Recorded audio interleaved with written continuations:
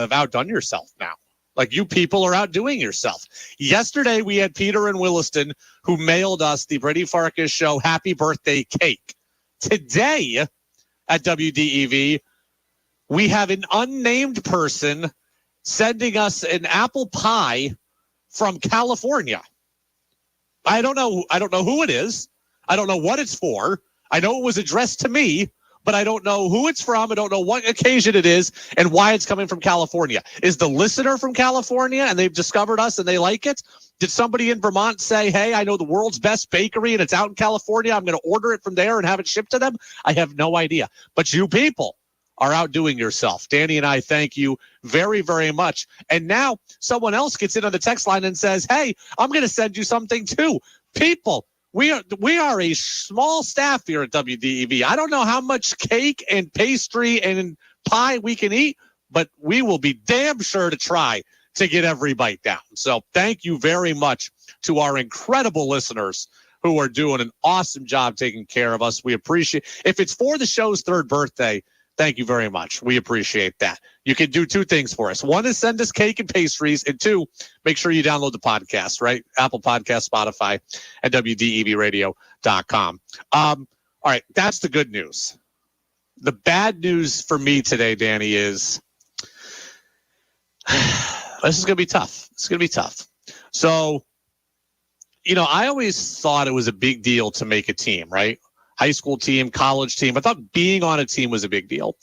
And when you're in high school, especially, I think part of the fun of making the team is the accompanying swag that comes with it, right? It's a superficial thing, but you want people to know that you're on the team, right? You're on the varsity basketball team, you're on the varsity baseball team, whatever. You feel like there's some kind of cachet that comes with that. Like there's some kind of swag that comes with that. Well, the same thing is true in college. And right in college, a clothing and apparel day is even cooler and it's even better, except where I went to college, right? When I went to Oswego, we were at a time where the baseball program was not very good. And our coach was very, very old school, like extremely old school, like the most old school guy that you know. We didn't get team issued apparel, really. Nothing that we could keep. We got some team issued apparel, but we had to give it back.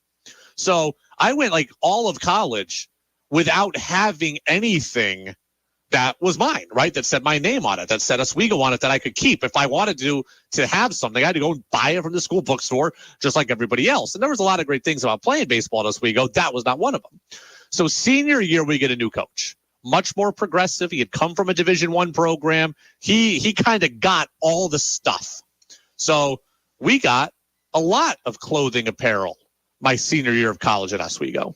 And I took pride in that, just like I did in high school, right? It didn't have the same kind of superficial cachet to it as it did in high school, but it meant a lot to me, right? I want, to wear it around campus, to, just to have it as a memory, right? Have things that you could go through, when you were done playing, right? Just things you could point to. And we got my senior year a all gray sweatpant and sweatshirt combo, right? Just nothing spectacular about it, but sweatshirt said Oswego State baseball, sweatpants Oswego State baseball, both incredibly comfortable, right? Loved them both. So the sweatshirt I ruined almost instantly. I still have it and I'll still wear it if I'm working out in the yard or something, but I ruined it almost instantly. And how did I ruin it? Well, when you play Division III baseball, you ain't stopping for fancy meals, right? Like when the game ends, no fancy meals. It's pizza on the bus. So we played at Fredonia. Fredonia is about 3 hours west of Oswego. It's out near Buffalo. And we played at Fredonia. And I think we won 2 of 3 from them in that series. We played 3-game series. I think we took 2 of 3. And we get on the bus and we've got pizza. Very, very greasy pizza. And we hit a something, right? And kind of pop up in the air. So this greasy pizza exits my plate, lands on my sweatshirt ruined, just complete grease stain. Still have it right on the front of it, though. Can only wear it in non-formal situations. That's fine. So still have it, though. The sweatpants, though, my favorite pair of sweatpants. Had them since spring of 2012. We're on almost 12 years now. Love these sweats. I could wear these sweats for 3 days straight. Just they're that comfortable. They're that worn in. They're perfect length. They're starting to fray on the bottom a little bit, which bothers me and upsets me. Danny, I do laundry today, and I notice as I'm getting stuff out of the wash, I got a little bit of red residue on my index finger. I'm like, that's odd. Like, what happened here? Like, okay, did I spill fruit punch on myself? No, I didn't have fruit punch. Did I put something in paint? No, what? Not. So I didn't think much of it. I just washed my hand. Okay, that was weird. Whatever. 45 minutes later, go to the dryer. The sweatpants covered in red ink. Covered in red ink. I'm not talking like a dot. I'm talking like the entire back leg is covered in red. It's almost like, Danny, you went and vandalized my sweatpants with a red paintbrush covered in red all down the back leg. I just stopped. And I was like, this is how these sweatpants are going to end. I was hoping to take them to the very last molecule of fiber.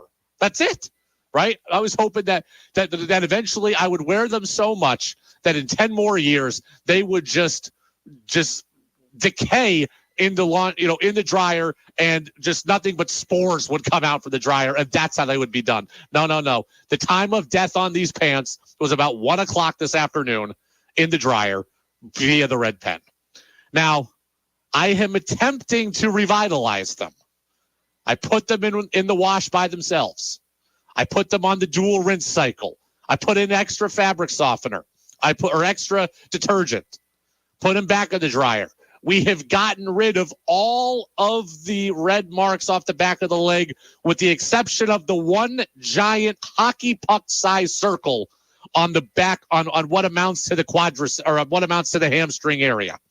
So I don't know what to do at this point. I can retire these pants and say they had a good run and know that I have extras waiting in the wings, or I can wear these pants still just with the giant hockey puck sized red blotch on the back and sleep in them, wear them solely around the house. I don't know what I'm going to do. I don't know if I want to keep it going or not, but I'm very disappointed that these pants that meant so much to me for so long and were worn imperfectly are now effectively, they're certainly ruined. I may be able to sleep in them still, but they are effectively ruined. That was a terrible way to go through the midday today for me, Danny. Did you find out what the ink actually came from? Yes, it was the giant red pen that was floating around the dryer that I had left in the pocket. Now, luckily for me, the red pen did not spread to everything else, which was good because it would have been tragic if I ruined all of my new clothes also. So everything there appears to be fine, but it's very, very disappointing to me. Now, I can't remember if you've seen this episode of Seinfeld yet. It's not really a spoiler on anything, where Jerry's doing laundry and he's talking about his favorite shirt, Golden Boy. Have you heard this one? No. Okay. When you get to it, this is how these pants were. They were like my Golden Boy. They were, you wore them every once a week. They go in the wash. They come out there, and Jerry calls Golden Boy, his yellow T-shirt, the Iron Man, because he goes out there and he plays every day. That's what these pants were for me. And unfortunately, they are seriously compromised. They're just indoor pants now.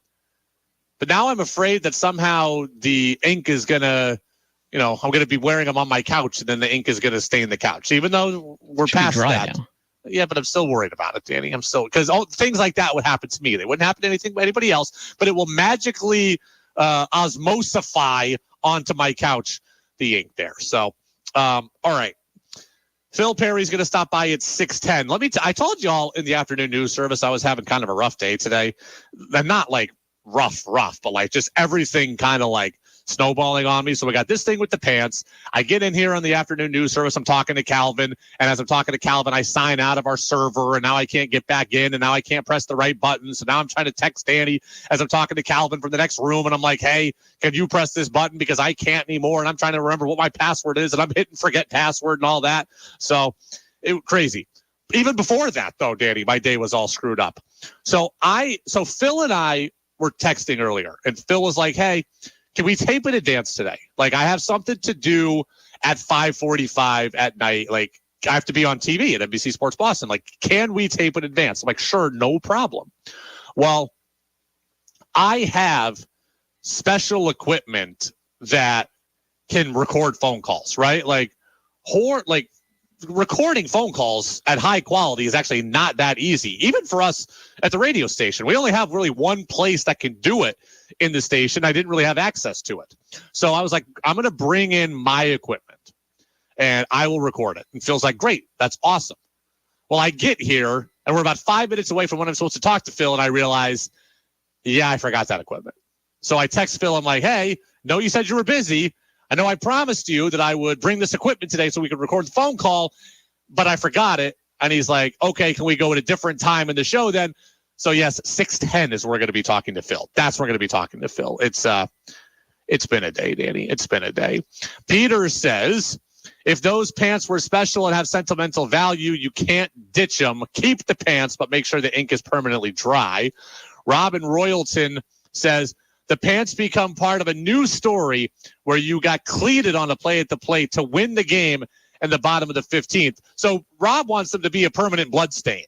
That's what Rob wants. He wants them to be a permanent blood stain that has taken it to my hamstring. I'm down for things like that. I'm absolutely down for things like that. Okay. We'll see. I want to see. Maybe I don't know how many times you can wash something that maybe you have a chance to get it out of. If I was really good at treating things, I'd be in there scrubbing these pants by myself. But I don't know. I'm not that good at that. So I'm gonna have to ask Jess for her help on that. Try to save the pants. She'll probably be happy they're gone though. These pants are 5 years older than 3 years older than our relationship at this point. So, all right. Let's take a break. Before we get to Phil, I want to talk about some Patriots thing, including what Gronk had to say that was anti-Patriots. Did you hear Gronk taking shots at his old organization?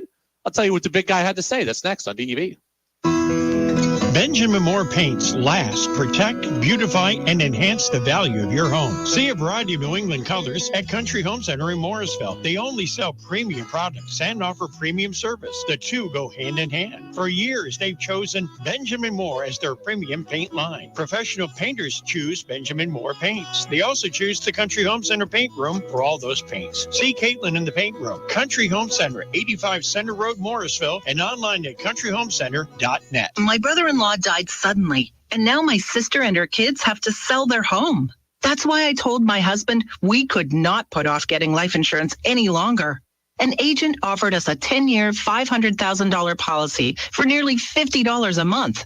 Then we called SelectQuote. SelectQuote found us identical coverage for only $19 a month, a savings of $369 a year. Whether you need a $500,000 policy or a $5 million policy, SelectQuote could save you more than 50% on term life insurance. For your free quote, call SelectQuote at 1-800-737-9944. That's 1-800-737-9944. Or go to SelectQuote.com. 1-800-737-9944. That's 1-800-737-9944. SelectQuote. We shop.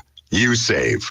Full details on example policies at selectquote.com/commercials. Hi, folks. Steve Cormier, General Manager of the Radio Vermont Group. I'm sure by now you heard us talk about our exclusive Radio Vermont trip to Antarctica with meteorologist Roger Hill. Well, I got big news for you. We just secured more cabins at a better price. New Radio Vermont pricing starts at under $9,000 per person, double occupancy, and $11,000 per person for a single cabin. That's a nice price drop. And don't worry, if you're already booked, we're passing on the new discounted prices to you. And if you've collected air miles, you can use those to get a better deal. You fly into and out of Burlington, which is another plus. This fabulous trip starts on January 25th when you fly to Buenos Aires and back to Buenos Aires after a splendid once-in-a-lifetime 9-day cruise through some of the most spectacular scenery on Earth.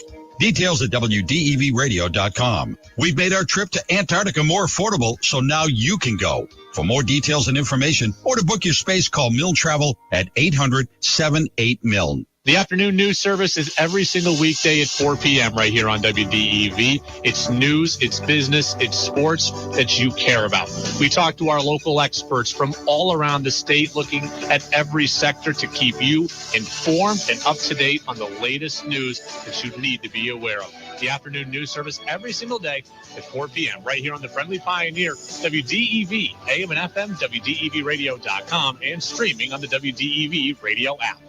Think you know sports better than Brady does? Text in with your thoughts at 802-585-3026. Now it's back to the Brady Farkas Show on WDEV AM, FM, and WDEVradio.com.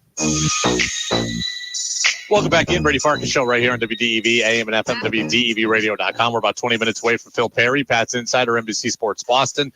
Joining us, Patriots are taking on the Miami Dolphins this weekend. We will not have that game for you on DEV. We'll have racing in Martinsville. The Patriots are 2-5, looking to get to 3-5, and maybe, just maybe, save their season. Yes, I buried them, but in their eyes, they can save their season if they can get to 3-5. Patriots did beat the Bills in week 2, 29-25, certainly their best game of the year.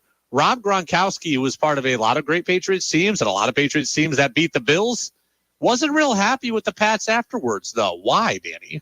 Whenever we celebrated just a little bit, we would get hounded. They just won one game, and they celebrated like more than we would when we won a Super Bowl. That was like one of the most absurd celebrations. Like, I'm like, wow, they won a game. They went that crazy. Like, they acting like they never been there before.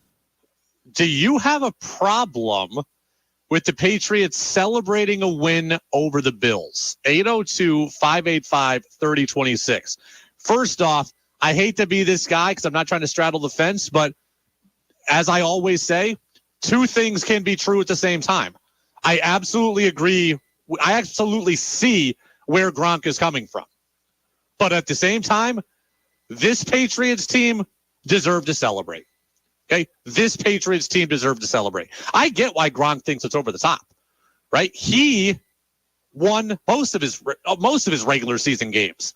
Winning a regular season game was not a goal for him. Well, it was a goal, but it was not like it was an expectation to have won. It was not a thing that you celebrated. It was just a thing that you did. You saved your celebrating for the postseason because you were always there. So I get the whole act like you've been there before, and we never celebrated regular season wins. We only celebrated in the postseason. We only celebrated on the duck boats. I get that. I totally get and respect where Gronk's coming from. At the same time, though, this Patriots team isn't that Patriots team. This Patriots team isn't having the success that those Patriots teams had. I always hear people say it's hard to win an NFL football game. And winning an NFL football game, because it's so hard, should be celebrated. That's what the Patriots did. Now, the challenge for the Patriots is replicating it. The challenge for the Patriots is not letting that be the high point. The challenge is doing it again. So, look, I saw the Patriots be happy on the field. I saw Mac Jones smiling. I saw guys hugging each other. But I didn't hear any trash talk after the game. I didn't hear anybody taking shots after the game. I didn't hear anybody letting that win linger into this week. I think that's the part that really matters, right? If the Patriots had acted like they had just won the Super Bowl into Wednesday, I'd have a problem with it. But I didn't hear that. Candidly, I did not hear that. I saw a team that was happy, that was relieved, that was gratified that their hard work turned into a victory. And then I saw a team that looks like they were able to put it behind them. The challenge is, can they do it again? And I don't know if they can. The Patriots are an average to below average football team. I don't know if they can do it again against Miami, a team that's above average to very good on the road in Miami, in tough climate, right, where it's going to be hot. I don't know if they can do it again. That's the challenge. So I disagree with Gronk here on this one. Again, that's how you acted because the standard was different. The standard right now for this team is lower. Winning a regular season game for this Patriots team right now that had lost a bunch in a row is a big deal. And I think it should be treated as such, as long as they're able to compartmentalize it. Danny, I think about this like kind of like storming the court. Right, in basketball, right? We think about this in college basketball, storming the court.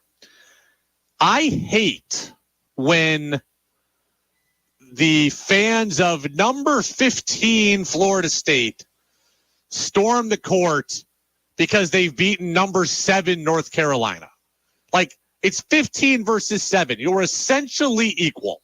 You're in the same conference. You each have great resources. You each have great budgets, and you're very, very close in rankings. I don't think that is a court storming victory for you. Like, it should be an expectation that you can win those games when you're number 15.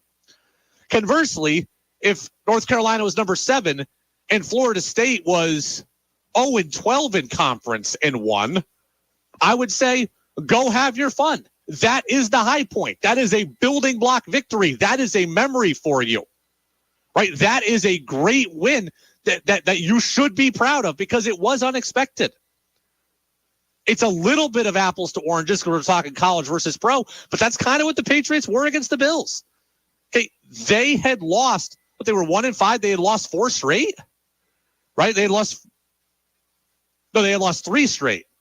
Like they hadn't had a lead at any point since week 3. So the standard is different right now than it was for Gronk. Yes, they're acting like they haven't been there before because they haven't been there in a while. And the guys on this team hadn't been there in a while. And I even saw longtime members of the Patriots, David Andrews, Matthew Slater, guys who played with Gronk. I saw them exhaling. I saw them happy that they won. So again, have your fun. It's hard to win a game on game day. Have your fun, celebrate it, then compartmentalize and see if you can do it again, right? And see if you can do it again. And we'll know pretty quickly how the Patriots are looking on Sunday, right? Are they going to come out and be flat and be down 10-0? Or are they going to come out and force an early turnover like they did last week and give themselves a chance? We'll know pretty quickly whether or not they took last week as the high point that then they can now just kick their foot off the gas, or if it's a stepping stone to something better the rest of the way. But I'm for the Patriots celebrating. Just make sure you don't celebrate too long. 802-585-3026. Texter says, normally I'd say Gronk has a point, and I have no issue with him saying so. But it was Belichick's 300th victory, and they needed a win and a celebration. And you know what? He's right about that. Absolutely right. Texter is right. I didn't mention that just now, but now that you remind me, 300th victory for Bill Belichick, right? That is something that I'm sure the players were happy to give to him. The players were happy to be a part of. That is a victory. That is a cause for celebration. That is a cause for celebration. So appreciate the texter there with that point. Do you think Gronk would be celebrating if he was out there? I don't think Gronk would be celebrating as much, but the reason being is Tom Brady, right? Like, no. If he was on this bad team and he was 1-5 and got a win, he would be celebrating as well. I think a lot of it all comes back to Brady, right? Like, Tom Brady didn't celebrate regular season victories. So therefore that filtered to the rest of the team, right? The team had a standard of, we have bigger fish to fry. So back in the day, I think it was very, very workmanlike, punch in, punch out. Mac Jones is not Tom Brady. Mac Jones is a guy who needs victories right now. Mac Jones is a guy who needs smiling. So I totally see why he wants to let loose a little bit. And if he wants to let loose, I can see why the other guys want to follow suit. Then you factor in the Belichick thing. If Gronk was a young player like Mac is, who would kind of come in with Mac and they had struggled together, he'd absolutely be celebrating. If Gronk was a guy who had played 10 years and this was the low point for him, I could see him rolling his eyes saying, really? But I didn't see that from Matthew Slater or David Andrews. So I think to each their own in those veterans' case. So see what happens. This is going to be a fascinating game on Sunday because this is a potentially season-altering week here. And I don't mean that a win is necessarily going to propel you to the playoffs, but a win here just might keep the organization thinking about this year. If they go 2-6, right? If they trade deadline is on Tuesday, it's on Halloween Tuesday. If they lose to Miami by 4:30 on Sunday, there's absolutely calls being made and calls being fielded, and this team in some way is getting altered. I'm not saying they're going to have a total fire sale, but there will be moves made if the Patriots go to 2-6. if the Patriots stay at 3-5, and in theory they're on the outskirts of the playoff picture, I could see them talking themselves into keeping this team whole or mostly whole. So this game, I think, has a huge weight. We can ask Phil about this. This game has a huge weight on what the organization does. 2-6, you are completely cooked. You're halfway through the season, you are cooked. 3-5, but winners of 2 straight. Then you have a winnable Colts game coming up in Germany in a couple weeks. I believe that's week 10. You start to think maybe we can just, if we can get here, we can flirt near 500 and maybe something happens. And maybe it's worth keeping this team together. Because right now I can see maybe Kendrick Bourne being traded, maybe Jabril Peppers being traded, maybe Josh Uche being traded. All 3 of them maybe being traded. If you win and go to 3-5, you got a chance to keep 1, 2, all 3 of them around maybe. So this is a season-altering game here for the Patriots. It's either going to keep your team mostly together or it's going to cause your team to be fractured in a big way. Tex says, makes me wonder how Gronk and his producers missed that about being Belichick's 300th. Gronk was on with Kay Adams. He was on an interview there, so he didn't have producers with him.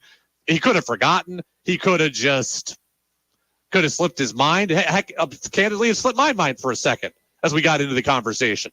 So I don't know. I'll give Gronk a little leeway. But Gronk is a guy who's used to winning championships. And look, this is the classic thing, right? Anytime you're done, you're always going to criticize the people who are doing what you used to do. Danny, it's the same thing, right? Senior year or seniors graduate from high school, graduate from the high school basketball team. Next year at Christmas break, they go back to watch the current team and they all look around and go, man, we were a lot better when we played, right? Competition was much better. We were better. Coach was different. Like, that's just the thing you do. When you've moved on from something, a lot of people are looking down at what's still there. I think that's what Gronk is doing here too. It's just classic case of doing what veterans do when they moved on. It's the Brady Farkas Show on WDEV, AM and FM, WDEVradio.com. UVM men's basketball starts their exhibition slate tomorrow afternoon. We've got a big Catamount Hoops announcement coming next. This is WDEV, Vermont's news station, owned and operated by the Radio Vermont Group. From the top of Sugarbush at 96.1 FM, WDEV Warren and Waitsfield. In Barrie at 96.5. In Montpelier at 98.3. Along with our founding station, AM 550 WDEV Waterbury, Montpelier. Streaming at WDEVradio.com. 92 years of serving Vermont. The friendly pioneer, WDEV. This is CBS News on the Hour, presented by Indeed.com. I'm Peter King. Israel says it's increasing its ground activity in Gaza, and shortly after that announcement, CBS's David Martin says Pentagon officials told him it looks like something bigger is close. What we may be seeing here is a rolling start to the ground invasion of Gaza. Correspondent Ramy Inocencio is just back in Tel Aviv from Gaza. We saw and heard explosions coming from Israeli warplanes flying overhead. We heard the drones flying over us, and we also heard artillery just in the hills beyond us, targeting the Gaza Strip, the northern Gaza Strip. While Israel says it's targeting Hamas fighters and underground hideouts, there's another consideration. CBS's Robert Berger in Jerusalem. 230 or so hostages being held in Gaza. That remains a priority. So this could be also part of the pressure to get Hamas to release at least some of those hostages, which could perhaps bring a pause in the fighting. The U.S. has said it supports the idea of a temporary pause in fighting to allow hostages out and humanitarian aid into Gaza. A UN resolution also asks for a pause, but the U.S. and Israel voted against it. The American UN ambassador saying because of the wording. In Lewiston, Maine, Joseph Lawrence Walker, 57. Officials have shown pictures, sometimes candid photos of the 18 people who were gunned down there 2 nights ago. They're still looking for the accused gunman, but State Public Safety Commissioner Mike Sawchuk says people can go out again. Shelter-in-place order is rescinded, except hunting is prohibited in the towns of Lewiston, Lisbon, Bowdoin, and Monmouth. A law enforcement source tells CBS News investigators have recovered firearms from accused shooter Robert Card's home, as well as a gun found in his abandoned vehicle. President Biden has met with China's top diplomat. Could a meeting with China's leader be next? In a statement, the White House said the president told Foreign Minister Wang Yi that the U.S. and China, quote, need to manage competition in the relationship responsibly and maintain open lines of communication. The two were expected to discuss plans for Mr. Biden and Xi Jinping to meet in San Francisco next month. China wants the U.S. to ease restrictions on technology exports, among other things. Christopher Cruz, CBS News, Washington. It was 5 years ago today that this country's deadliest anti-Semitic attack happened. Today, the music and memories were somber as 11 shooting victims from Pittsburgh's Tree of Life Synagogue were remembered. This is CBS News. You need to hire? Indeed is with you every step of the way, helping you attract, interview, and hire candidates all from one place. Visit Indeed.com/credit. My brother-in-law died suddenly, and now my sister and her kids have to sell their home. That's why I told my husband we could not put off getting life insurance any longer. An agent offered us a 10-year, $500,000 policy for nearly $50 a month. Then we called SelectQuote.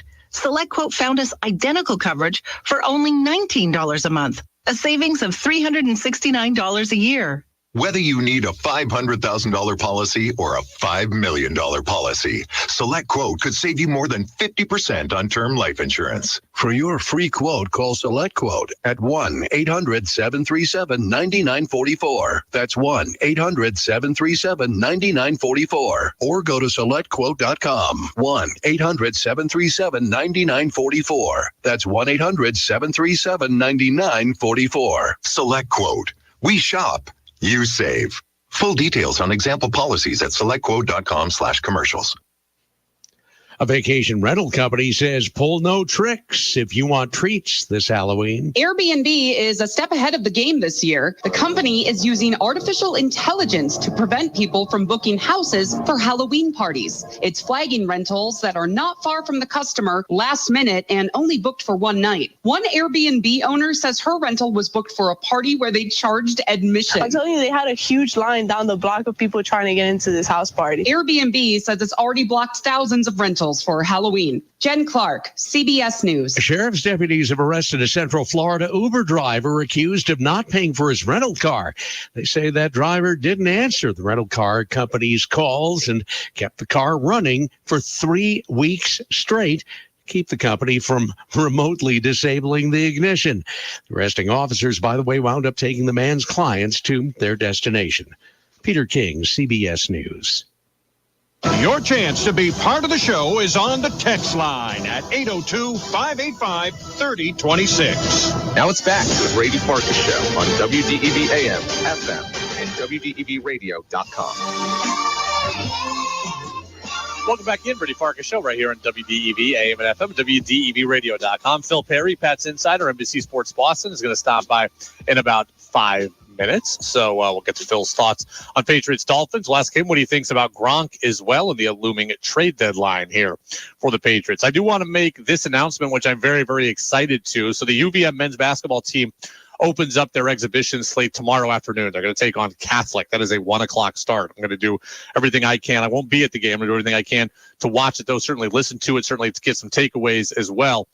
And in our effort to bring you the best Catamount Hoops coverage that we can, we are announcing a partnership today with a pair of Catamount Hoop players on the Brady Farkas Show. So beginning on Tuesday, we are going to talk every other week on the show with Aaron Deloney of the men's team and Emma Utterback of the women's team. So I'm very much looking forward to this partnership. So AD is going to join us on Tuesday to talk about things, and then the next week we'll get Emma on. We'll just rotate back and forth every single week until the season is over. So we're going to have a Catamount Hoops presence every Tuesday here on the Brady Farkas Show. These interviews will take place at about 6:30. So it's a great way for us to continue our coverage of Catamount Hoops, to get some perspective from the players about what's happening with the team. And we'll also still talk to Coach Brennan too. It won't be every single week, but we'll always make time for TB. So I'm looking forward to getting him on again soon. Also, it's about that time to get Coach Brennan on. So Aaron Deloney going to be with us on Tuesday coming up next week, and then Emma Utterbeck the week after that. So I'm pumped about this. They're the two most high-profile players on these rosters as they stand right now. AD, a preseason all-conference player, a sixth man of the year 2 times. Emma Utterbeck is an all-conference player as well. Certainly now with Kat Gilby out for the season, Emma Utterbeck is among the most important players on a slew of important players on the women's team. And she certainly is the most athletic player on the women's team. She's an all-conference player as well. So this is something that excites me greatly. Those two are very, very excited to partner with us. And again, you'll hear from AD on Tuesday. Peter says, awesome news on Catamount Hoops. It is awesome news. It's something that, I've wanted to have a player's presence on the show for a while. And we're always good at getting players on. That's not really the issue. I just want to have the most high-profile players that we can. We'll still hear from other players right as they come. Delaney Richardson, Anna Olsen on the women's side. We'll talk with Matt Veretto and others on the men's side. But Aaron Deloney, Emma Utterbeck, going to be a regular part of the Brady Farkas show moving forward for the rest of the season. So appreciate the people who are congratulating us on that. I am very excited to start that partnership on Tuesday. So Phil Perry, just a couple of minutes away. Patriots and Dolphins, man, this is an intriguing one, right? This is an intriguing one. Because of what the Patriots did on Sunday, I know that it's in them now. I told you I wasn't going to pick the Patriots probably in many of their games the rest of the year. And I'm not going to bring myself to pick them on Sunday. But I can now foresee a world where the Patriots win this game, right? They have shown me the ability that they have to win games. They have re-put that belief in me. Doesn't mean it's going to be easy. Doesn't mean it's a definite, but because I've seen it, I now am thinking a little bit differently. I still think the Dolphins win this game, but I do not think it's a runaway. I still think the Dolphins win this game, but I think it's fairly close until the end. I'll pick Miami to win this one 27-23. I think last Sunday, was a big confidence builder for the Patriots, and I think you'll see them play pretty well. I think defensively, they figured something out too. Does that mean they can completely shut down Tua and Tyreek Hill and Jalen Waddle? No, probably not. But can they be a roadblock for them? Yeah, I think they probably can. On the road, it will be tough. Weather is always an issue when you go to Miami. It's still going to be warm out there. Now, it's not like going to Miami in December and going from where it's 20 in New England to 85. It's not quite like that. You've been in warm weather throughout here if you're the Patriots, but it is always different. Let's check the weather for Miami. Let's see. Check the Miami weather for the weekend. Right now it's 80 in Miami, 84 with a thought of rain on Sunday. I hope it doesn't rain a lot. Although that would probably slow down Miami. Texters are definitely happy about UVM, so that's good stuff. We're getting Phil Perry on the show right now. Danny, let me know when Phil is ready, and we'll bring him to you. So Phil Perry from NBC Sports Boston. Phil was having some good stuff on TV this week talking about the NFL trade deadline. And we've got Phil on the phone line now. So joining us on the phone line is our Pats insider, Phil Perry. Phil, how are you? I'm doing great, Brady. Getting ready for a trip down to steamy Miami, looking at 85 degrees also down there in Miami Gardens. Also with a chance of rain. It does look like it's going to be a little bit cloudy, and so the Patriots could benefit from that. It's been interesting to watch them as they practice this week. A lot of sweatshirts under the practice jerseys. Mac Jones has gone with like the full body scuba suit, it looks like, just to try to ratchet up the heat for themselves to prepare for what they'll face down in Florida. It's interesting, Phil. I just picked the Dolphins to win 27-23, but based on what we saw on Sunday, I can now foresee a world, at least, where the Patriots are in this game to the end and maybe where they win it. How much more confident are you in this team based on what you saw on Sunday?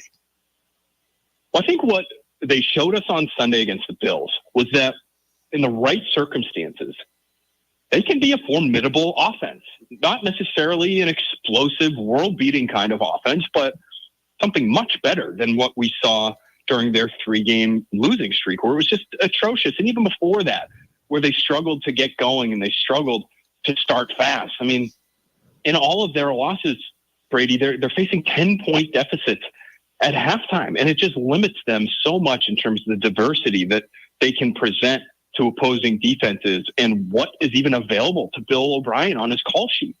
So what was nice for them going against Buffalo was you get out to a 3-point lead, then you get out to a 10-point lead. And all of a sudden, boy, you can continue to play with heavy personnel packages. You can continue to play under center. You can continue to run the ball, even though it wasn't amazingly effective. They only ran for 4 yards per carry, but they had a couple of chunk runs in there, and it was a real part of their offensive attack, a consistent part of their offensive attack. Then you can throw some play action passes down the field off of those runs. They haven't been able to do that all year. And so again, if they can get out to the kind of start that they're looking for, they could do some things on the offensive side of the ball. The question is, can they get out to that start? Because the breadth of evidence that we have, Brady, is that they're just not going to be able to do that consistently. But if they get out to another 2-score lead somehow against Miami, they could be the kind of team that I think can really rack up some yards and put some points on the board. Phil, let's talk about pre-snap motion, something I've always been a fan of, and let's nerd out about it. I think the Patriots use pre-snap motion on like 70% of their play calls in that win over the Bills. Why did we not see it a lot before, and are they going to keep using it? Well, it's funny to talk to Kendrick Bourne about that earlier this week. That, man, me and the other receivers, we joke sometimes because when we hear the play call, we look at each other and say, oh, man, I'm in motion again, because it can get a little exhausting. Yeah, it adds a few more steps to your day as a receiver if you're that guy. But it can do so much for them in terms of being a coverage indicator, in terms of forcing defenses to react to you, maybe out-leveraging defenses if they don't react appropriately. So there are so many benefits. There are teams, Brady, that don't like to motion. And, very famously, Peyton Manning, for instance, hated to use motion. He just wanted the defensive picture to be what the defensive picture was. He wanted his teammates to see it the same way, and he wanted them all to be able to react simultaneously and in unison. So there are some disadvantages to motion when there are that many moving pieces, especially if you're the kind of offense that reacts to the defense's reaction to motion. There can be some miscommunication there. And so, that's the drawback. But when it works the way it did against Buffalo, who really, I think, struggled to communicate without their middle linebacker, Matt Milano, out there, they're still, reeling from that injury, which is a massive one for them. That's the kind of team that I do think you want to motion against, motion quite a bit against. Now, can they do the same thing against Miami? My guess is they will, Brady, if Javon Holland, who is one of the best young safeties in football, is out. However, been limited with a concussion all week in practice. He suffered one in their game last week, but today he had the red jersey off, the normal jersey on. That's a sign that he's at least progressing through the concussion protocol. So if he's on the field, maybe you see a little less motion. If he's off, maybe you see what we saw last week. Phil Perry, Pats Insider, NBC Sports Boston, with us here in the Brady Farkas Show on WDEV, AM and FM, WDEVradio.com. Huge part of the game plan last week was Pop Douglas. 4 catches, 54 yards. He had the end around for 20-plus yards. He had the great punt return for 25 yards that set them up on the plus side of the field. Are we going to see as much or more of him, or does Juju Smith-Schuster probably coming back limit his opportunities? You should see more, Brady. There's no doubt in my mind that you should see more. Now, will you? I don't know. What I would do if I was Bill Belichick, I would make Juju Smith-Schuster a healthy scratch. Now, understanding that Bill Belichick may not want to do that because of the message that it might send, and it might be admitting a mistake in some ways in terms of the money they spent this offseason. What you might see is that even though he was just elevated to the 53-man roster, you may see Jalen Reagor be the healthy scratch and Juju Smith-Schuster in and sharing some slot snaps with Pop Douglas, maybe playing a little bit outside. He has played about half his snaps this year on the outside for the Patriots. Juju Smith-Schuster has. So for me, Smith-Schuster hasn't done enough with his opportunities to earn playing time right now. And he doesn't bring enough in terms of his physical skill set to tell Tyquan Thornton to go take a seat for a week. At least Thornton gives your team speed in a way that nobody else on the team, never mind Juju Smith-Schuster, especially Juju Smith-Schuster, does not. And so what I would do if I was the Patriots is I would ramp up the workload for Pop Douglas to 37 snaps against the Bills, give him more work, give him more targets, continue to make Kendrick Bourne one of the centerpieces of your passing game, and then fill in around those guys. Use Jalen Reagor and Devontae Parker on the outside. Mix in Tyquan Thornton when you really need the speed element. To me, there's really not a place for Smith-Schuster right now. But again, if he's ready to go, I have a hard time envisioning Bill Belichick telling him that he's not playing. So my guess is he ends up sort of splitting snaps with Smith-Schuster and maybe Kendrick Bourne as well, and they try to use him as a versatile piece in that way and try to limit his workload a little bit in his first game back. Pop Douglas, Julian Edelman, Wes Welker, all kind of similar body types, all successful in the slot. Jacoby Myers, a little bit bigger, a little bit thicker, a little bit slower, also successful in the slot. What's the key to being a good slot receiver? Because it's clearly not just body type.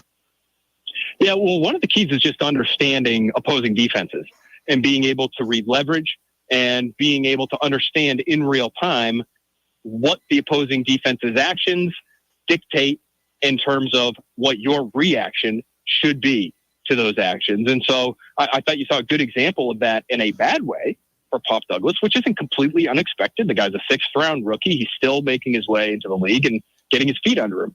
But there was one third down at the end of the first half against the Bills where he ran a whip route, which clearly was the route called, that he should not have run to its full completion because of the way the defense presented itself. He ran inside and then out directly into a defender. Mac Jones was forced to almost try to pump fake, bring the ball back in to reload and then throw again. It slips out of his hands. It hits Ramondre Stevenson in the back, and he ends up tearing Demario Douglas a new one as they both run back to the sideline as the punt team comes on.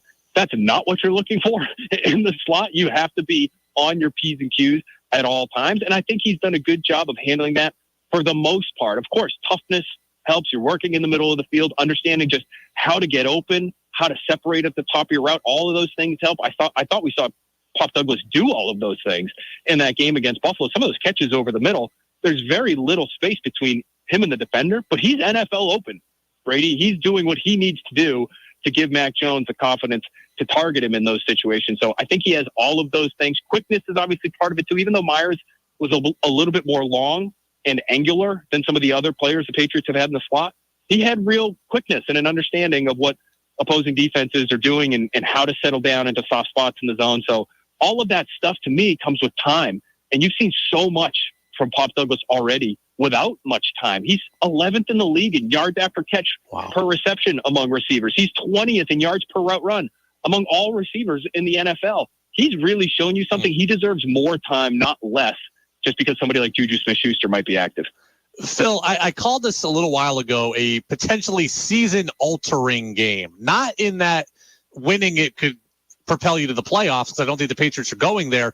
But if you win this game and go to 3-5, does it give the organization pause about selling off assets at the trade deadline? 2-6, I think you're clearly a seller and you're listening on a lot of different pieces, and multiple pieces might get dealt. Is 3-5 a way to keep this roster mostly intact? I think it is, honestly. And I think, honestly, Brady, I find it hard, and it's not just me, it's people who work with him, find it hard to see Bill Belichick really, truly full-on selling, meaning trading away impact players for draft picks. He's just too competitive. He wants to win every game too much to deal away, say, a Kyle Duggar for a 5th-round pick or a Kendrick Bourne for a 6th-round pick. If he looks at a player and says, no, you're really going to impact our odds of winning and losing games if you were to walk out the door for only a draft pick in return, I'm not doing that. I think that's how people who know Bill Belichick believe he will operate at the deadline, even if they lose this game, Brady. And I think the returns that might be available to the Patriots might hinder their willingness to deal as well. And when I say that, I mean, I've reached out to and heard from multiple NFL decision makers, including 2 general managers in the last 24 hours. And what they've told me is they would be surprised, or at least, so one general manager did say he'd be surprised if the Patriots were to get anything more than a 5th-round pick for any of their soon-to-be free agents that would be perceived trade chips. Trent Brown, Kyle Duggar, Kendrick Bourne, Josh Uche. A 5th-round pick for those guys, to me, would not be worthy of a trade if I'm the Patriots, even if you are having a losing season. I would rather keep those guys, try to be competitive, win as many games as you can, try to uphold a certain standard, and then see if you can re-sign them if you want to do that at the end of the year. It's just, I think it's hard with these expiring deals to get other GMs, unless they're really all in for a Super Bowl, to bite and say, no, we'll give you a real draft pick for a 10-game rental. That to me is a tough ask, especially for anybody on this Patriots roster. Phil, I'll get you out of here on this. An interesting conversation. I think it was yesterday you were having with Bert Breer on NBC Sports Boston was about kind of the Belichick dynamic of like, does he want to sell knowing that if he's not going to be the head coach here in a couple of years to benefit from these draft picks? And also, do you want to go and trade away all these people that would help Mac Jones, who you still want to see if you can develop? Yeah, I think that's a to get an answer on Mac Jones. And basically the way they've handled the backup quarterback position, Brady, it's pretty clear this is Mac Jones's job for the season, and they're riding or dying with Mac Jones because they have no other option. So they want to get an answer. They understand, that fifth-year option is looming for them potentially to pick it up for Mac Jones. It is, honestly, it's relatively inexpensive at this point for a starting caliber NFL quarterback. Now, do they consider him that? I think we'll find out by the end of the year. But in order to truly get an answer, what you have to do is what we've been clamoring for them to do for a long time, which is, okay, build around the quarterback. Give him what he needs to succeed. And it's all of a sudden you trade Mike Owenu, say, who just is settling in as your right tackle, or Kendrick Bourne, who is arguably the receiver who has the most chemistry with Mac Jones. How are you going to be able to get the proper answer on him? Now, they should have been asking themselves the same thing when they surrounded him with coaches that were coming from the defensive and special teams sides of the ball, Brady last year. But if they're starting to factor that into their equation at the trade deadline, I do not fault them for that, even though I think at the end of the day, they should be selling. They should be trying to prepare for the future. But trying to prepare for the future is finding out what you have in Mac Jones. So I guess if that's the logic I'm working off of, the guys that I would be looking at the Patriots potentially dealing with would be on the defensive side, in all honesty. And the guy that I think would get you the most would be Josh Uche. And I think he might be the most likely to be dealt, Brady, because in New England, he really is a pretty niche player. He's a third down pass rush specialist. And you might be able to get a team, even contending teams are always looking for pass rush help. So if you could get a third or a fourth round pick for Josh Uche, who may not be back next year as a free agent, I would go ahead and jump at that opportunity. Phil, I'm a Seahawks fan by birth and a Patriots fan by work. So I ask you, as the Seahawks get ready to wear their throwback royal blue with silver helmets this week, the better throwback is what? The royal blue and silver helmeted Seahawks or Pat Patriot? Oh, boy, I love the Seahawks throwbacks, and I was stunned that my friend Christian Fourier tweeted today that he played in those throwbacks, Brady, and he hates them. He said they're one of the worst uniforms in sports. I couldn't believe it.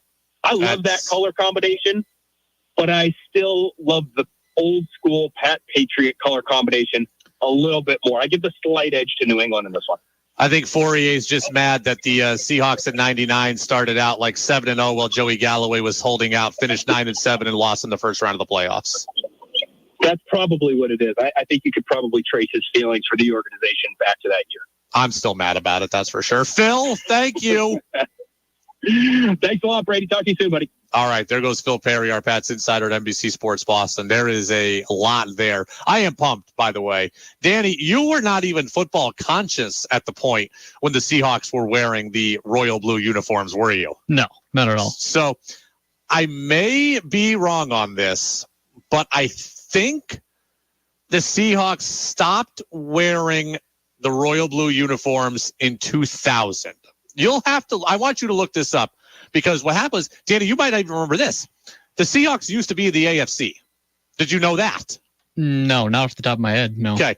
So the Seahawks used to be in the AFC, and I want to say their last year in the AFC was 2000. That's what I want you to look up because they ditched the old uniforms when they went to the NFC.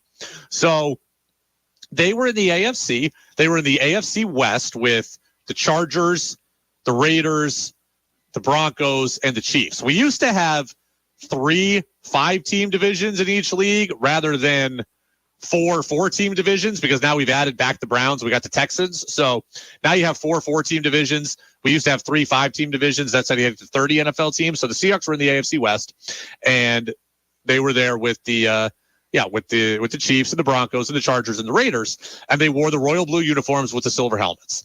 And then when they went to the NFC in 2001, I think they went to the NFC West, and I want to say it was the Texans that got us back in. We already had the Browns. Like, we had 31 teams for a little while, but when we got the Texans, the Texans went to the AFC and the Seahawks went to the NFC. Am I right on this? I don't know about the whole history, but 01 was the last year, is what Google tells me. 01 was their last year in the AFC?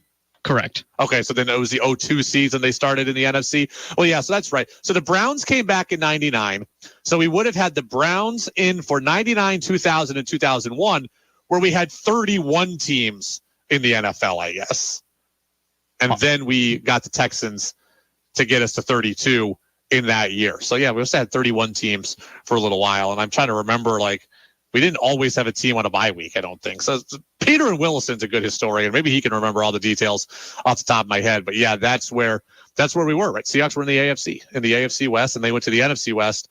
And, now the divisions look like they look. But for a while, we had it where the Browns division had an extra team. Every other team had 4 teams, and the Browns were in the division with 5, or maybe it was 5 and 6. It was something like that, though. Yeah, we had 3 5-teams divisions, but the Browns division, which was the old, I want to say it was the AFC Central, we had it, and it was 6 teams. So, 802-585-3026. I want to react to what Phil had to say, and then when I get to our 6-pack of NFL questions, and then I want to look up history of NFL divisions, because I want to get all this down straight for my history lesson with Danny. We'll get to all of it next on the Brady Farkas Show on DEV. Hey, it's Caleb at Waterbury Sports. There's a nip in the air, and it's time to gear up for fun on the snow. October is lease season at Waterbury Sports, and we're leasing new and used snowboards and skis, both downhill and cross country, from all the best brands. Most folks know that leasing is the best bargain, especially for the kids. If you're in the market for lease gear, give Waterbury Sports a try. Avoid the crush of big crowds and the hasty impersonal service at the big shops. We give personal service dedicated to making sure you get the right gear you need at a great price. Waterbury Sports, quality gear, quality service, quality people. October is Breast Cancer Awareness Month. Hi, I am Dr. Sarah Waterman, a general surgeon at Copley Hospital. In addition to offering general surgery care, I have a special interest in women's breast care. Mammograms are an important screening. They can save lives by finding breast cancer in its earliest stages, often when most treatable. Stage 1 breast cancer has a 99.1% survival rate. Guidelines now suggest women get their first mammogram at age 40. However, if you have a family history of breast cancer or certain cancers, your practitioner will recommend screening at an earlier age.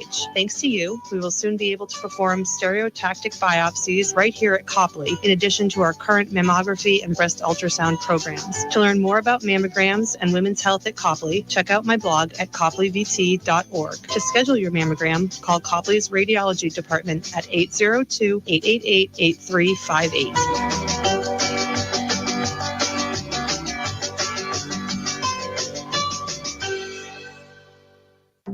In this market, you'll find Fisher Investments is different than other money managers. Different how? Aren't we all just looking for the hottest stocks? Nope. We use diversified strategies to position our clients' portfolios for their long-term goals. You don't just provide cookie-cutter portfolios? No, we tailor our clients' portfolios to their goals and needs. But you still sell investments that generate high commissions for you, right? No, we don't sell commission-based products. We're a fiduciary, the highest standard of care for a financial advisor. It means we're obligated to act in our clients' best interest. So when do you make more money? Only when your clients make more money? Yep, we have one transparent management fee structured, so we do better when our clients do better. Sounds like you really look out for your clients. We do, because our priority is helping them achieve a comfortable retirement. That might be why most of our clients come from other money managers. Visit FisherInvestments.com to find out why investors like you switch to us. Fisher Investments. Clearly, different money management. Investments in securities involve the risk of loss. Game 1 of Major League Baseball's World Series is Friday night on WDEV. The National League champion Arizona Diamondbacks take on the AL champs, the Texas Rangers. Live coverage of the opening game of the Fall Classic begins Friday night at 7:30. First pitch from Globe Life Field in Arlington, Texas is shortly after 8 o'clock. World Series action Friday night right here on WDEV FM and AM. Make your opinion heard by texting onto the Brady Farkas Show at 802-585-3026. Now it's back to the Brady Farkas Show on WDEV AM, FM, and WDEVradio.com.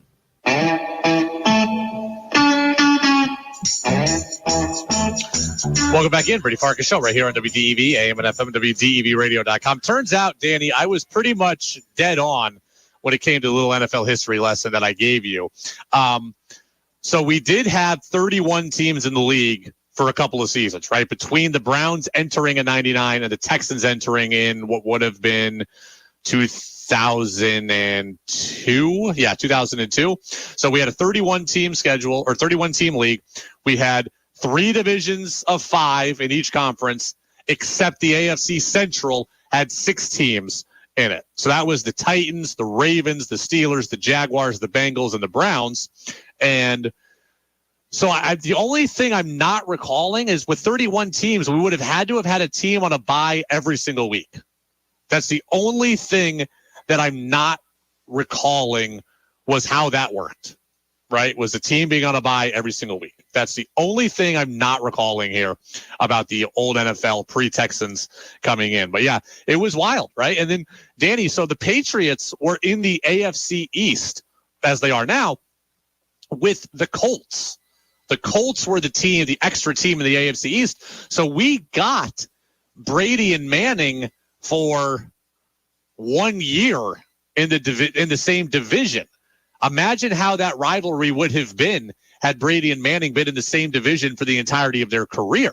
So we talk about, the Patriots have an easier time in the AFC East because they had an easy division. They wouldn't have had that easy division had Peyton Manning been in it forever, and it was Brady against Manning 2 times a year. That's where we were at for a long time, where the Colts and Patriots were in the same division. So it was a different time in the NFL, and a little memory lane right there for me. But yeah, the old Seahawks uniforms are awesome. So, all right, we'll get to our 6-pack of NFL questions here momentarily, but I want to recap with Phil. I think, everything I think Phil says is pretty much dead on, right? He knows the team better than just about anybody. I want to see more Pop Douglas this week. I hope that Juju Smith-Schuster does not come and take Pop Douglas's snaps. Juju Smith-Schuster does nothing for me, and I don't mean that in a bad way towards him. Sounds like a good guy. Seems like a decent presence in the locker room and has done some good things in his career. But he's not necessarily an answer to any of the Patriots' problems, either now or in the future. Pop Douglas might be. I need to find out if Pop Douglas could be a guy who's a 2-wide receiver. Is he a 3-wide receiver? Do I have the slot on lock for years to where I can go and attack just guys on the outside in the draft? Like, I want to see more Pop Douglas, not less. So Phil agrees with me on that.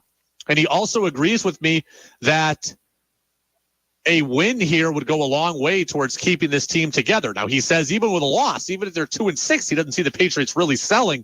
But at 3-5, he definitely doesn't see them selling, right? 3-5, you're talking yourselves into potential playoff berths or at least keeping your season relevant. So I think this game is absolutely huge from that perspective. The other thing that's interesting, we talked about it with Phil at the end, is the trade deadline in general is fascinating for Bill Belichick. Right? Now, Phil says, I don't think he's inclined to sell no matter what. So maybe that just ends the conversation there. But just play it out a little bit hypothetically.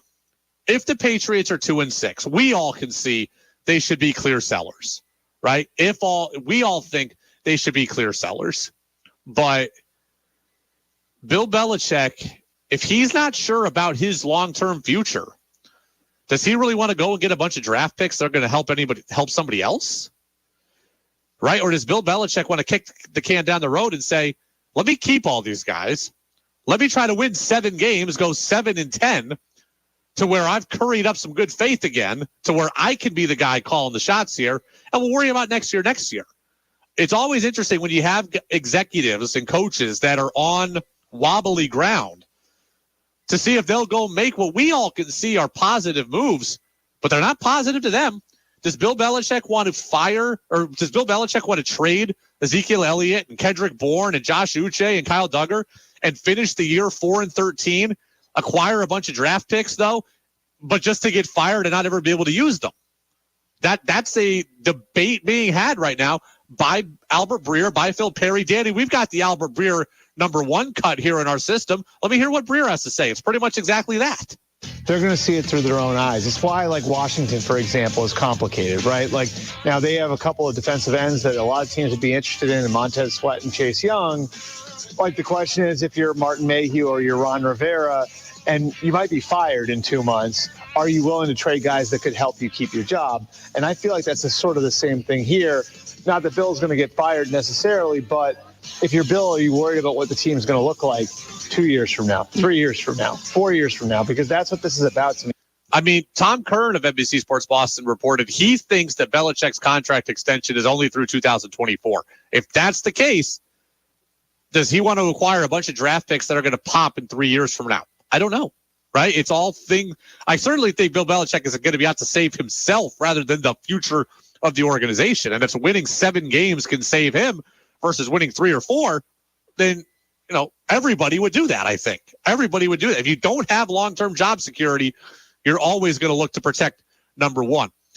I'll be interested to see what happens on Monday. 3-5, I think you're talking yourself into some outside chances. 2-6, I think you should be selling, but Phil says, I don't know if they will. Danny, I've predicted the Dolphins to win 27-23, so a 4-point difference. We've got a Celtics-Heat game tonight, so I ask you, is the Celtics-Heat game going to be closer than the 4 points that I've made the Dolphins-Patriots game? I'm going to say Miami makes it close because that's what they always do. But I feel like the Celtics should win by double digits against a team like that. It's crazy. I don't know how it is for you, but we talk about so many games and so many seasons and so many years that, to be honest, with the exception of championships, things are all kind of run together for me. And it was, I until today, I saw a highlight of it. I did not even remember Game 6 last year of the Eastern Conference Finals, that the reason the Celtics forced Game 7 is because of the Derek White putback with 0.1 second left in the buzzer or on the clock. Like, that had totally been scrapped from my memory, because after that, I'm just on to the next. And watching that highlight again and reliving it, I'm like, my God, this is a thing that really happened. The Celtics were down 3-0, came back 3-2, and then in Miami, we're down like 103-102 with 0.1 second left. Somebody takes the shot, and Derek White is right there on the glass, puts it back in with 0.1 second left. The Celtics win and force Game 7. It took me until today to have that play, re-imprinted on my mind. But what a time to be alive that was, Danny. All forgotten after they lose Game 7. But do you remember that play? Like, would you? Of course. If someone said to you randomly, "Hey, Danny, how'd the Celtics win Game 6?" That would have come to you. That one instantly? sticks in my mind for sure. And it would stick in everybody's mind if they actually went on to the finals. Yes, if they had won but they didn't. So, that's why it doesn't stick in mind. So that's probably, you being such a diehard Celtics fan. Celtics are your favorite team of favorite teams, right? They are. Like, if you had to choose one team of yours to win a title, it would be the Celtics, no questions asked. No. Yeah. That's the one. What's the percentages? If you had to rank, Patriots, Celtics, Yankees, what would be the percentage of fandom? Is it like 80, 10, and 10? Is it 95 and 5? Like, what is it? No, it's probably more like 70, 15-15. Okay. All right. So equal. No, Patriots Yankees. are a little bit more. I mean, I don't follow baseball probably as much as I did when I was younger. Well, we'll forgive you for your flaws. Yeah, that's not a good one, but we'll forgive you for your flaws. All right, cue the music. Let's get our 6-pack of questions. All right, give me the big voice guy. Question 1. The best game of the NFL weekend is... Best game of the NFL weekend to me is happening out on the West Coast Sunday afternoon. Bengals at 49ers. Okay, the Bengals are 3-3. They have won a couple of games in a row, right? They were 0-2, then they were 1-3. They beat the Seahawks, I believe, the last time out, or it was 2 games ago. They beat the Seahawks, whatever. But no, they beat the Seahawks the last time out, then they went to the bye. They're 3-3. Joe Burrow's looking better. Joe Burrow's looking healthier. They're on the road, and all of a sudden, the vulnerable 49ers. We don't know what's going to happen at the quarterback position for San Francisco, but they've lost 2 straight, right? They lost to Cleveland, and they lost to Minnesota, 2 teams that we think are average, right? Brock Purdy's been in concussion protocol. We do not know if he's going to play. Could the 49ers possibly lose 3 games in a row? Could they possibly lose at home here for the first time in 2023? This is supposed to be a potential Super Bowl preview. We got one team that's trending up in Cincy and the other team that's trending down right now. I'm not going to sit here and say Brock Purdy was exposed against Minnesota, but we saw without Deebo Samuel that life is tougher for him. Life is tougher for them. Can the Bengals find a way without Debo again for San Francisco, who's out with a shoulder injury, find a way to exploit Kyle Shanahan's offense one more time? Bengals have a good pass rush, right? Sam Hubbard and others, Trey Hendrickson, good pass rush. Can they get after Purdy, Darnold, or whoever it is? Can the Niners defense, which is very, very good, but had no sacks against Kirk Cousins, make Joe Burrow uncomfortable?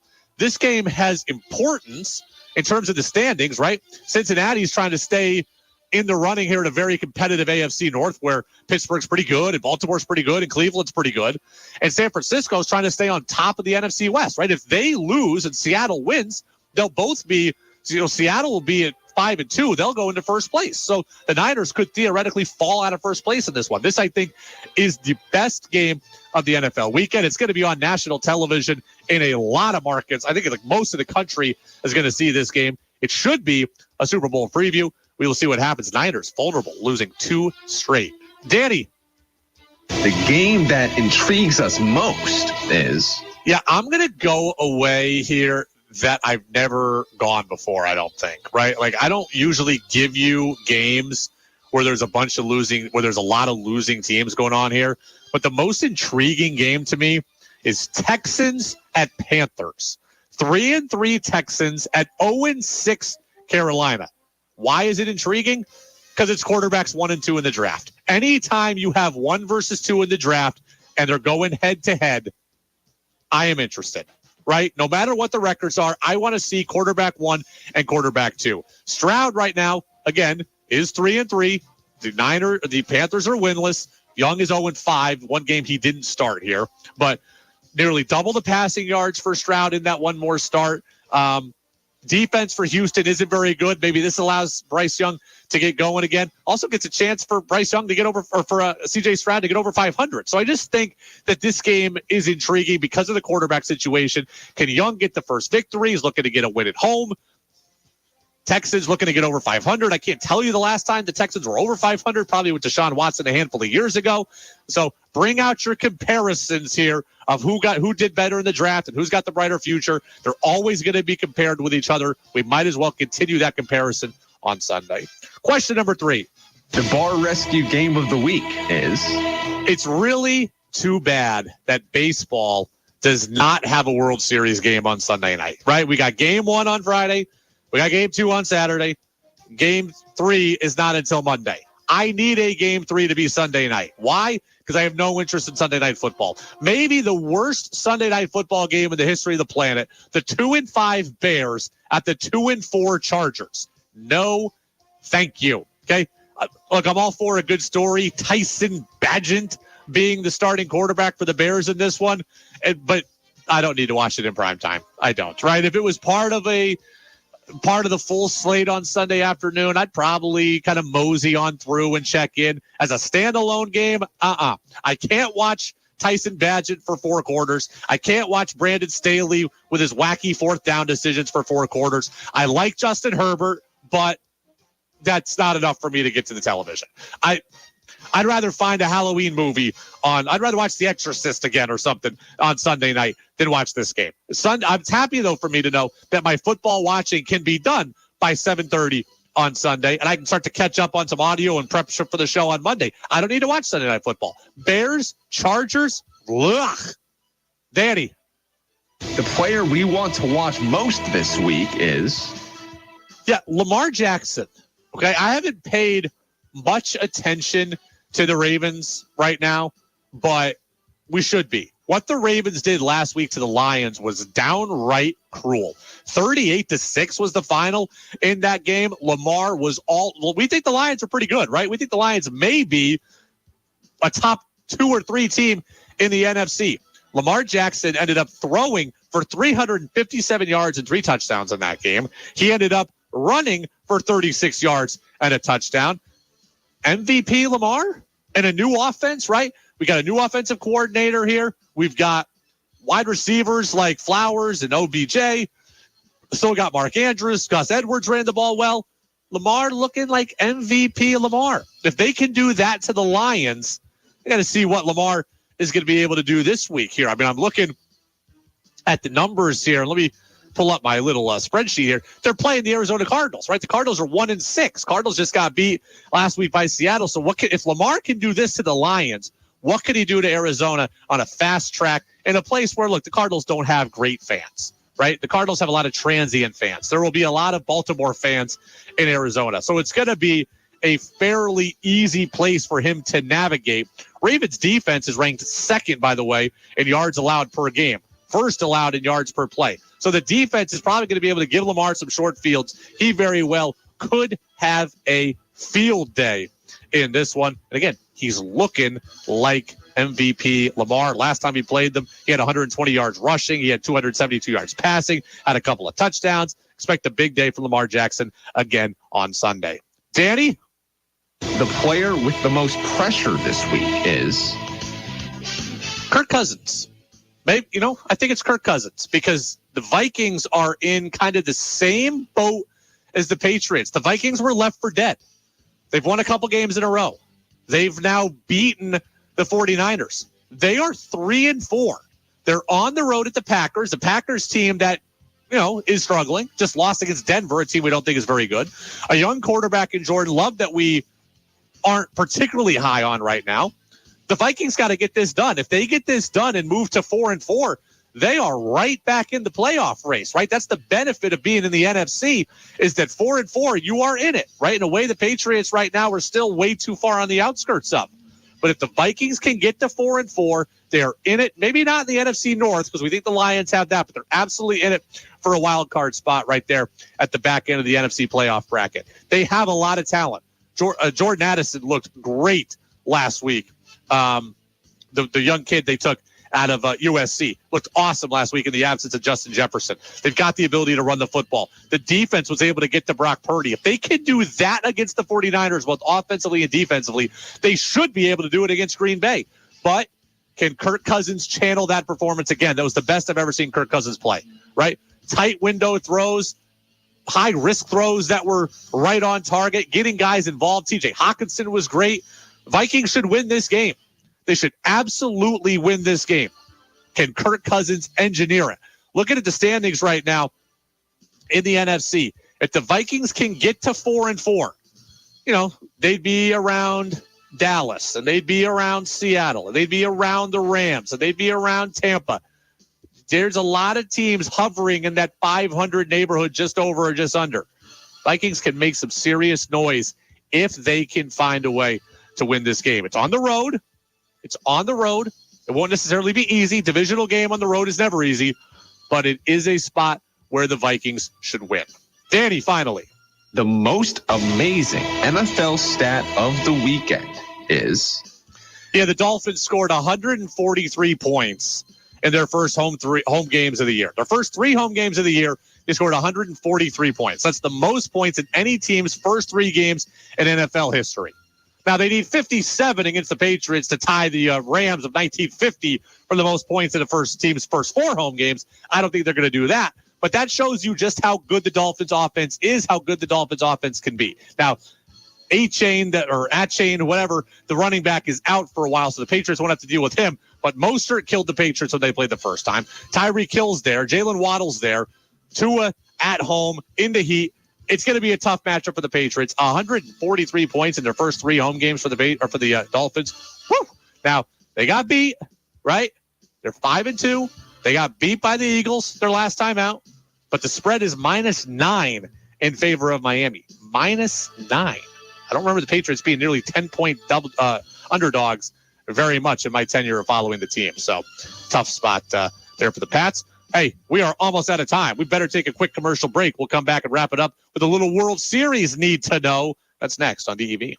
The 18th annual Big Dog Daddy urine clearance show is on fire at Lamoille Valley Ford. Tell them, kid. Folks, don't let the noise about strikes and supply chain issues affect you, because at Lamoille Valley Ford, our lot is loaded with incredible deals. In fact, with over 300 new and pre-owned vehicles available, including the largest selection of Ford trucks we've had on the lot in the last 4 years, I can personally tell you at Lamoille Valley Ford, we're making deals every day. Right now, qualified buyers can get any new in-stock F-150 at Lamoille Valley Ford with 0% financing for 36 months. Or with $4,900 cash or trade down plus fees, you can get a 2-year lease on a loaded 2023 F-150 Super Cab for just $299 per month. Folks, the bottom line is we're making crazy deals to make room for next year's incoming models, and that means this is your opportunity to save money at Lamoille Valley Ford. Woo! So drive routes 14, 15, or 16 to Hardwick and the Big Dog Daddy year-end clearance sale happening right now at Lamoille Valley Ford. And remember, at Lamoille Valley Ford, we know price matters. Lots of new things going on at Johnson Willow Mills in Johnson. Gene Richards and his family have purchased it in January and have been updating, renovating, creating new products and spaces. The big picture, to continue making long-lasting Johnson Willow Mills products right here in Johnson. USA-made products that'll stand the test of time. Men's, women's, children's, pet, household, and even golf. Stop in and see the changes, meet the Richards family, and take a tour. Johnson Willow Mills, wear it for a lifetime. JohnsonWillowMills.com, open 7 days a week. If your winter tires are tired or otherwise not ready to face this winter, bring your vehicle to us at Waterbury Service Center. We have the right tires for winters, studded, all season. From tiny hybrids to 3/4 ton trucks. We wash, clean, mount, and balance your tires. Stop in today and find the tires you need and the service you deserve. We're Waterbury Service Center, helping you through another long winter. Full service repair right on Main Street in Waterbury. Thank you. Sunday night on WDEV, we delve into the news of the week. Join us at 6 p.m. for Face the Nation, followed by The Takeout with Major Garrett. Then award-winning 60 Minutes follows at 8 p.m. Then it's business analyst Jill Schlesinger, offering personal financial advice on retirement and investing during Jill on Money from 9 to 11. It's all capped off with CBS Weekend Roundup from 11 to midnight. Sunday nights on WDEV AM and FM, streaming at WDEVradio.com. Vermonters know they can depend on WDEV day to day and in times of crisis. Paul Costello expresses his thoughts on the importance of WDEV. WDEV, you guys stand for something, and you're like the heart and soul of community radio, and I love that, but, you really all have stepped up in such a great way. WDEV, in service to the community for 92 years. FM 96.1 and AM 550. Streaming at WDEVradio.com. Want Brady to hear your opinion on the sports stories of the day? Text in at 802-585-3026. Now it's back to the Brady Farkas Show on WDEV AM, FM, and WDEVradio.com. Welcome back in, Brady Farkas Show right here on WDEV, AM and FM, WDEVradio.com. World Series action comes up just minutes from now. Pre-game show begins at 7 o'clock. First pitch is just after 8. It is Diamondbacks and Rangers. Look, my gut tells me the Rangers are going to win this series in 6. That said, Diamondbacks have beaten everybody else are not supposed to. So what the hell do I know? Right? They weren't supposed to beat the Brewers. They weren't supposed to beat the Dodgers. They weren't supposed to beat the Phillies. And they ended up sweeping away the Brewers and the Dodgers. So they're clearly hot. They clearly have confidence. My gut tells me that the Rangers' offense is too powerful and that they'll overwhelm the Diamondbacks' starting pitching. Right? Zach Gallen, who gets the ball tonight in Game 1, was the NL All-Star Game starter, but he's 2-2 with an ERA over 5 in the playoffs. Can they get to him early? Diamondbacks have a pretty good bullpen, but if they have to go to it in the 4th inning, I don't think that's a winning formula for them. The Rangers' biggest weakness is their bullpen. Like, their bullpen is not very good. It's been okay in the playoffs, but by and large, it's by far the weakest link on their team. So Diamondbacks want to try to get the starters out of the game early as well and get to the bullpen. I just think the Rangers will be able to build up too big a leads for the bullpen to really, truly matter. Like, if it's 6-2 into the 6th, then I'd feel pretty good about the Rangers. If it's 3-2 into the 6th, then I think the Diamondbacks have a real chance to come back. But the Rangers, man, just with that offense, with Garcia and with Young and with Carter and with Seager and with Simeon, they are just, I think, too good and too deep offensively. Don't know that I love the Rangers starting pitching. I do love Eovaldi, though, getting the ball in Game 1. He is 4-0 this postseason with an ERA, I believe, of just over 2. He's notoriously good in the playoffs. He's 8-1 as a starter in the playoffs. So a lot of good stuff. Tonight, again, we're going to have most of the World Series for you here on DEV. All right, a lot of stuff locally going on right now, right? We got UVM women's hockey that just got done playing earlier. UVM men's hockey taking on Providence this weekend. We got Norwich hockey tomorrow here on DEV taking on Endicott. UVM men's basketball exhibition opener tomorrow against Catholic. Doesn't look like we can watch that game, but You can listen to the game through UVM's website. I will probably do the same. I will not be there tomorrow, but I'm looking forward to seeing that. That is, again, a Division III opponent in Catholic. John Becker used to coach there also. Thanks to Danny. Thanks to Phil Perry. Go download the podcast. Have a great weekend, everybody. See you on Monday. If you need wood pellets, Guy's Farm and Yard in Morrisville, Williston, Montpelier, and St.